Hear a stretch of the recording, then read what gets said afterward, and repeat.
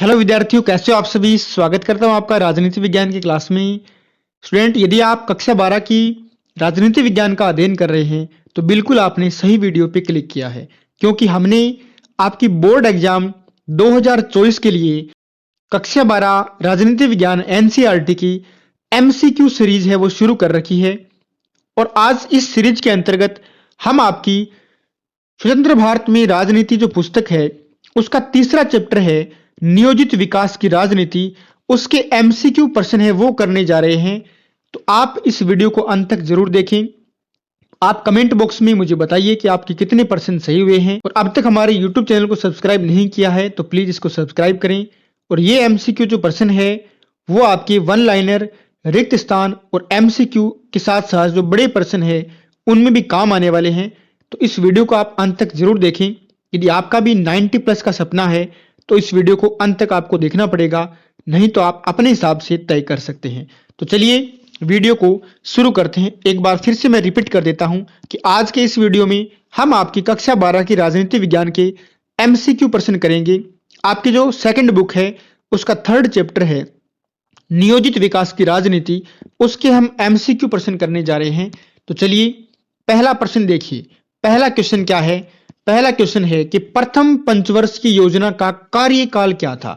आपको प्रथम पंचवर्षीय योजना का कार्यकाल बताना है कि कितने सालों के लिए थी ये योजना और कब शुरू हुई और कब तक चली। तो बिल्कुल 4 ऑप्शन आपके सामने हैं। आप अपना उत्तर कमेंट बॉक्स में मुझे दीजिए। बिल्कुल कौन सा? Option number 1। 1951 में इसको शुरू किया गया था और 1956 तक ये योजना चली थी। आगे चलते हैं। दूसरा प्रश्न देखिए क्या कह रहा है। दूसरा प्रश्न देखिए, स्वतंत्रता के पश्चात भारत में किस आर्थिक प्रणाली को अपनाया गया। बहुत ही अच्छा प्रश्न है कि हमने फ्रीडम के बाद में किस प्रकार के मॉडल को अपनाया या किस प्रकार की आर्थिक प्रणाली को हमने अपनाया। पूंजीवादी को, मिश्रित को, समाजवादी को, या इनमें से कोई नहीं। बिल्कुल बताइए आप, हमने कौन से मॉडल को अपनाया? हमने अपनाया मिश्रित अर्थव्यवस्था को। हमने कुछ चीजें पूंजीवादी से ग्रहण की, कुछ चीजें समाजवादी से ग्रहण की, और इनका एक मिला जुला मॉडल हमने अपनाया जिसको हम क्या कहते हैं?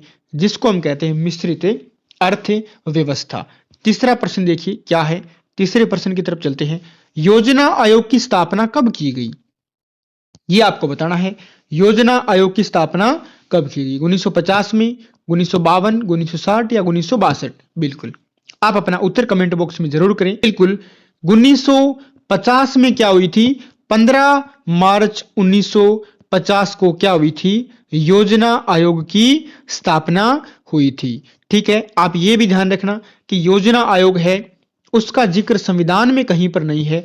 इसका मतलब ये संवैधानिक संस्था नहीं है। आगे चलिए। चौथा प्रश्न क्या कह रहा है कि प्रथम पंचवर्षीय योजना का प्रारूप किस वर्ष जारी हुआ। बड़ा अच्छा प्रश्न है। प्रश्न की लैंग्वेज को समझिए कि प्रथम पंचवर्षीय योजना का प्रारूप कब जारी हुआ है, ये आपको बताना है। बिल्कुल कब जारी हुआ? 1951 में। ऑप्शन नंबर 4, 1951 में क्या हुआ था? पंचवर्षीय योजना थी प्रथम, उसका प्रारूप जारी हुआ था। आगे चलते हैं। पांचवा प्रश्न देखिए। पांचवा प्रश्न क्या है? प्रथम पंचवर्षीय योजना में सर्वाधिक बल किस पर दिया गया। यानी पहली जो पंचवर्षीय योजना थी उस पर हमने सबसे अधिक ध्यान किस में दिया? कृषि के क्षेत्र में, उद्योग के क्षेत्र में, पर्यटन में, या संचार में? बिल्कुल किस क्षेत्र पे दिया था? कृषि के क्षेत्र में। हमने ग्रामीण अर्थव्यवस्था के साथ साथ जो पिछड़ी हुई कृषि थी हमारे देश की उस पर हमने विशेष ध्यान दिया था। आगे चलते हैं।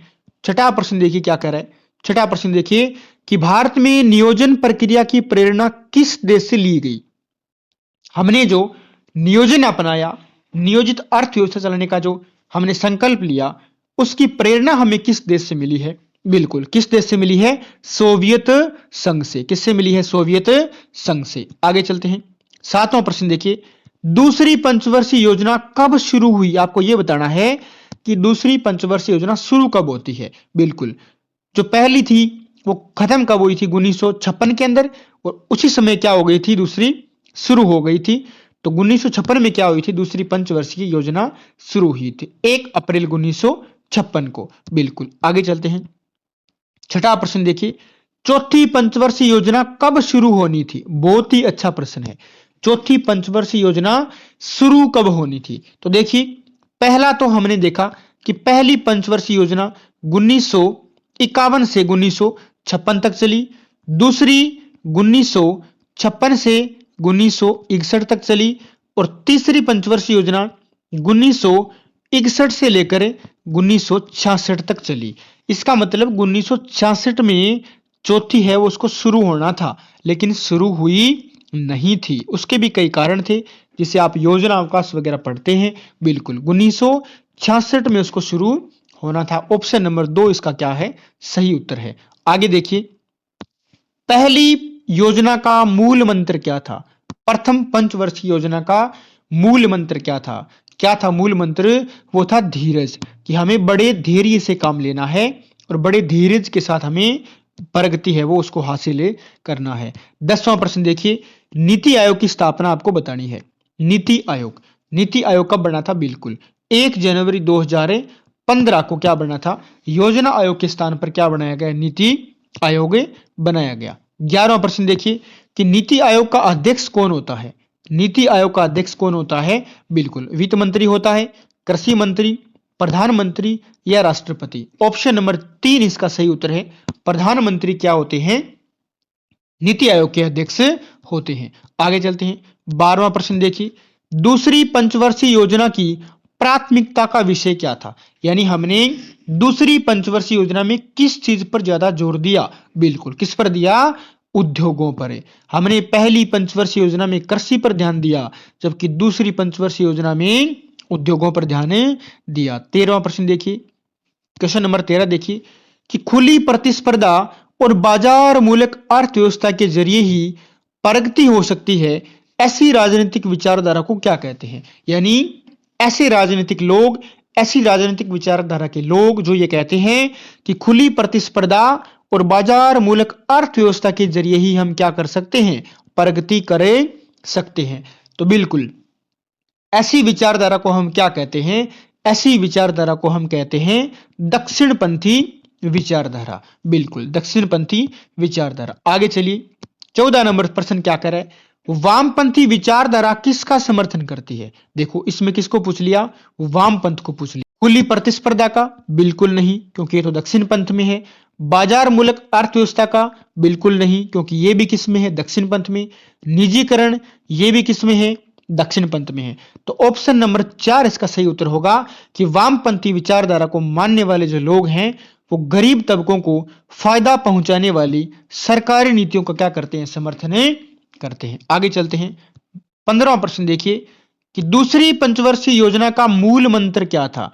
दूसरी पंचवर्षीय योजना का, पहली का तो क्या था? धीरज था, लेकिन दूसरी पंचवर्षीय योजना का मूल मंत्र क्या है? तेज गति से संरचनात्मक बदलाव करना। बिल्कुल ऑप्शन नंबर 3, तेज गति से संरचनात्मक बदलावों को करना। आगे चलते हैं। भारतीय सांख्यिकी संस्थान के संस्थापक कौन थे? बिल्कुल भारतीय सांख्यिकी संस्थान के संस्थापक आपको बताने हैं। कौन थे? बिल्कुल पीसी महालनोबिस क्या थे? भारतीय सांख्यिकी संस्थान के क्या थे? संस्थापक थे। आगे चलते हैं। 17वां प्रश्न देखिए, इकोनॉमी ऑफ परमानेंस पुस्तक के लेखक, इकोनॉमी ऑफ परमानेंस पुस्तक के लेखक कौन है? बिल्कुल लेखक कौन है? जेसी कुमारप्पा क्या है इसके लेखक है। आगे चलते हैं। 18 नंबर प्रश्न देखिए। 18 नंबर प्रश्न क्या कह रहा है कि केरल मॉडल में जोर दिया जाता रहा है। हमने केरल मॉडल में किन चीजों पर जोर दिया? शिक्षा और स्वास्थ्य पर? बिल्कुल दिया। भूमि सुधार पर? बिल्कुल जोर दिया। गरीबी उन्मूलन पर भी केरल मॉडल में जोर दिया गया। इसका मतलब इसका हो जाएगा ऑप्शन नंबर 4। केरल मॉडल में किस पर?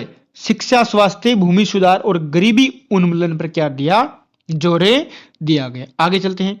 19वां प्रश्न देखिए, किसके नेतृत्व में अर्थशास्त्रियों और योजनाकारों की एक टोली ने दूसरी योजना तैयार की? यानी यहां पर आपसे क्या पूछा है? दूसरी पंचवर्षीय योजना के योजनाकार पूछे हैं। बिल्कुल दूसरी पंचवर्षीय योजना के योजनाकार कौन थे? पीसी महालनोबिस थे। और पहली के कौन थे? के.एन. राज थे। बिल्कुल आगे चलते हैं। 20वां प्रश्न देखिए। 20वां प्रश्न क्या कह रहा है? बड़े ध्यान से पढ़ना।